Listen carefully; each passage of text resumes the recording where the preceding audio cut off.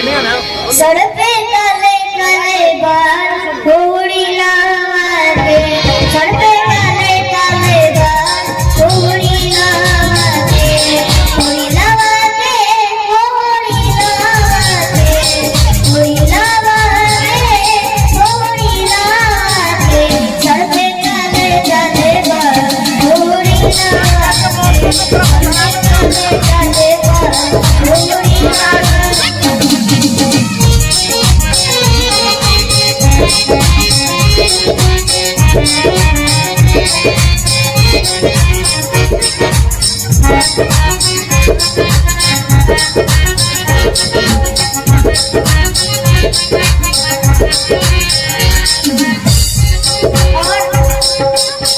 बबुआ बबुआ के मम्मी और पापा के बारे में मैं कहना चाहता हूँ।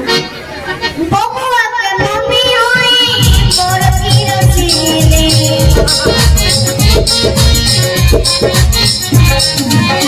जाने जाने लाके मन हमें दिल दी,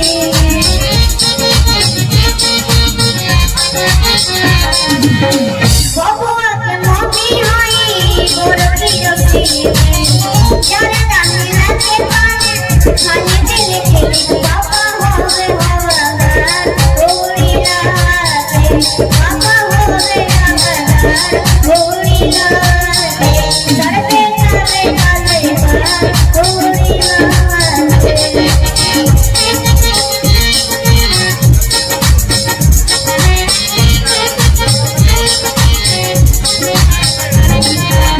थोड़ा इंतजार का मजा लीजिए, थोड़ा इंतजार का मजा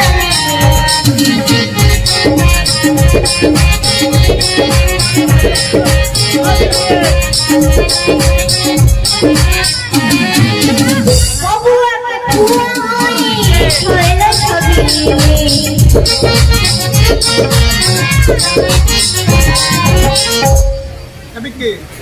टाइट रखी चलो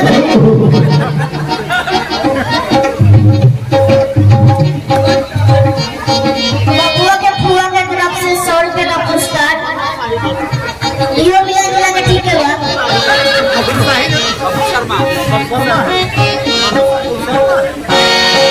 चालू रखिए। बबुआ के फुआ होई छोले छबीली,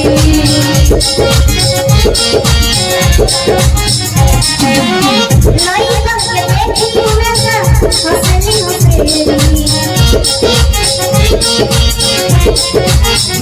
फुआ होवे खानेदार थोड़ी लावाते, फुआ होवे खानेदार थोड़ी लावाते, काले काले काले बाल थोड़ी लावाते।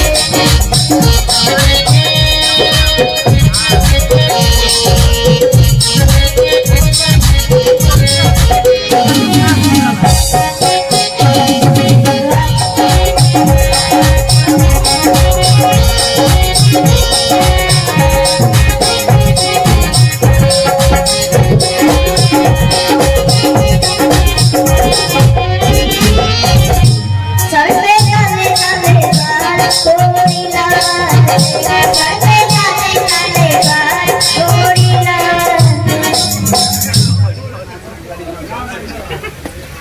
गरीबनाथ तिवारी पंचायत सचिव गरीबनाथ तिवारी जी की तरफ से बहुत बहुत पुरस्कार है, आशीर्वाद बनाए रखें। अच्छा, और आइए और पुरस्कार है हमारे बरुआ के जो फुफ्फा जी लगेंगे मनोज शाही जी, जो कि भोजा बिशनपुर के निवासी हैं, उनके तरफ से 10 रुपया आया है। 1%।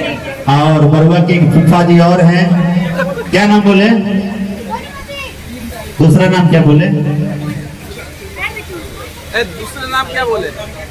और एक फुफ्फा जी हैं पप्पू शर्मा जी, जो सेमरा के निवासी हैं, उनके तरफ से भी 10 रुपया आया है। दोनों आदमी को बहुत बहुत धन्यवाद। हम एक गाना गाना चाहते हैं, उसके बाद आप गाइएगा, ठीक है? एक गाना सिर्फ। आइए, बरुआ के चचा जी हैं श्रीमान पप्पू सिंह जी, जो अलावलपुर के निवासी हैं, उनके तरफ से प्यारा सा 100 रुपए का पुरस्कार आया है। बहुत बहुत धन्यवाद। आओ सनेही लगा वो बहुत बात है।